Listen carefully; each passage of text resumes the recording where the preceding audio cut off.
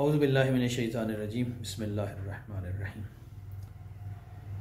पिछले लेक्चर में मैंने ये कहा था कि हर सोच में आने वाली चीज़ के लिए तीन हालतें काबिल तसव्वुर हैं, यानी जो कुछ भी हम सोचते हैं, जो कुछ हमारे ज़हन में आ रहा है, जितने हमारे तसव्वुरात हैं, उनके बारे में तीन हालतें काबिल तसव्वुर है कि या तो उसके लिए वजूद ज़रूरी है, यानी होना उसके लिए ज़रूरी है, या उसके लिए वजूद मुमतने है, यानी महाल है, नामुमकिन है, और तीसरी हालत यह है कि उसके लिए वजूद मुमकिन है, ज़रूरी नहीं है लेकिन मुमकिन है।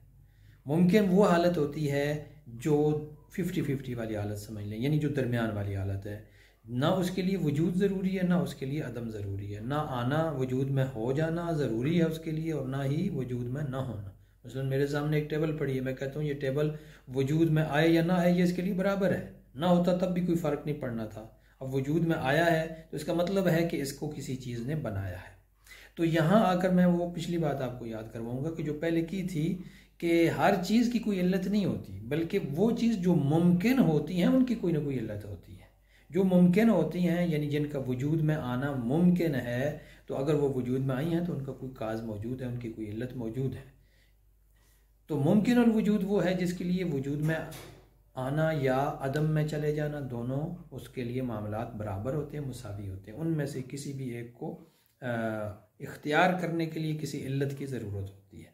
मुमतनिल वजूद वो होता है जिसके लिए वजूद में आना मुमकिन ही नहीं। इसकी मिसाल दी जाती है जैसे इज्तिमाई नकीज़ैन है, यानी दो चीज़ों का भी एक वक्त एक चीज़ हो भी और ना भी हो, ये मुमकिन नहीं है। अक्ल कहती है कि ऐसा मुमकिन नहीं है कि एक चीज़ हो भी और ना भी हो।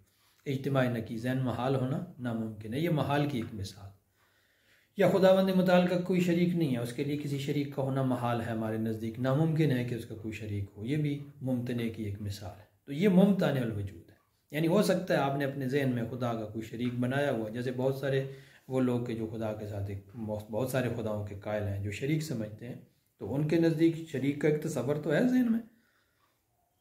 उस तसव्वुर के बारे में हम ये कहते हैं कि ये मुमतने है, यानी इसके लिए वजूद मुमकिन नहीं है। और एक हो गया मुमकिन उल वजूद, यानी जिसके लिए वजूद में आना या अदम में रहना दोनों चीज़ें बराबर होती हैं। और तीसरी चीज़ होती है वाजिबुल वजूद। अब जो मुमतने है वो तो कभी वजूद में आएगा ही नहीं, ज़ाहिर है उसके लिए वजूद में आना महाल है, नामुमकिन है, तो वो कैसे वजूद में आएगा? क्या ये मुमकिन है कि एक वक्त में दो चीज़ें हों, एक ही चीज़ जो है वो एक ही वक्त में हो भी और ना भी हो? जब ये नामुमकिन है तो इसका मतलब है वजूद में ऐसी हालत नहीं आ सकती, ऐसी सूरत वजूद में आ ही नहीं सकती। इसे हम कहते हैं मुमतनिल वजूद। तो पीछे रह गया, इसका मतलब ये है कि हमारे सामने जितनी भी दुनिया मौजूद है वो मुमकिनात है, यानी दुनिया ये इसका आना मुमकिन था तो सूरज मुमकिन वजूद है तो वजूद में आ गया, चाँद मुमकिन वजूद है तो वजूद में आ गया, ज़मीन मुमकिन वजूद है तो बन गई है, आसमान चाँद सितारे जो कुछ भी हैं ये मुमकिन वजूद है तो तब बन गए हैं। इसलिए इसका मतलब ये हुआ कि हमारे लिए इन चीज़ों के बारे में हम ये कह सकते हैं कि ये मुमकिन वजूद है। अब ये मुमकिन और वजूद है तो दो ही हालतें हो सकती हैं, या तो किसी भी चीज़ ने इनको नहीं बनाया या किसी चीज़ ने इनको बनाया है। अगर हम कहें कि इनकी कोई इल्लत नहीं है तो इसका मतलब ये कि ये फिर मुमकिन और वजूद नहीं रही, फिर ये वाजिबुल वजूद बन जाएंगी, क्योंकि जो चीज़ वजूद में है या तो उसके लिए वजूद ज़रूरी है या वजूद ज़रूरी नहीं है, मुमकिन है। और अगर मुमकिन है तो फिर ज़ाहिर है उसके लिए किसी इल्लत की ज़रूरत होगी, कोई इल्लत ही उसे वजूद में लेकर आएगी।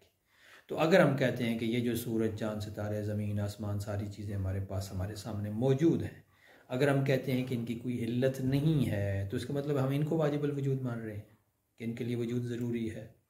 और अगर ये वाजिबुल वजूद नहीं है, जैसा कि हमारी अक्ल कहती है कि ये वाजिबुल वजूद नहीं हो सकती, तो इसका मतलब यह है कि इनके पीछे कोई और ऐसी काज मौजूद है जिसने इनको ईजाद किया है, जिसने इनको वजूद अता किया है, जो इनको हालत अदम से हालत वजूद में लेकर आई।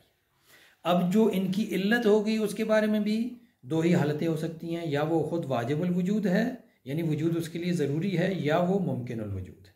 अगर वो इल्लत भी मुमकिनुल वजूद हो तो यही सवाल उसके बारे में भी पेश आ सकता है कि आखिर वो क्यों अगर मुमकिनुल वजूद है तो वो कैसे वजूद में आ गई, उसकी इल्लत कौन है, या फिर वो वाजिबुल वजूद है।